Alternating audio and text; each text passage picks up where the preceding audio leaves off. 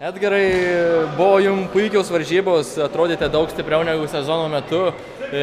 Kaip manai, kas lėmė jūsų pralaimėjimą?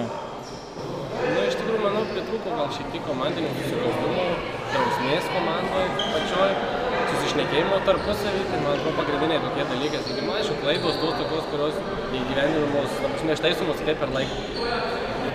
Kuris iš tavo komandos, kuriam skirtum rungtynių žaidėjų titulą? Tai Ignui Miciulevičiui, ko gero. Tikrai daug taškų ir daug pastangų ir tikrai daug per jį žaidėm ir manau pagrindinis būtų visai šios. Žiūrint į rytojų, susitinkat su Aitvaro komanda, ką galėtum pasakyti, jūsų lūkesčiai kokie rytai? Tai be abejo, trečia vieta, daug kur negali būti, bet iš tikrųjų, aišku, bus kova, nebus lengva faktas, nes iš tikrųjų komanda Aitvaro mes C lygoje anksčiau žaidėm ir iš esmės su jais visada kovodom. Ir taškas į tašką būdavo, ta prasme, tai manau laukia irgi nuožmi pakankamai kova rytoj. Linkim sėkmės, iki. Ačiū.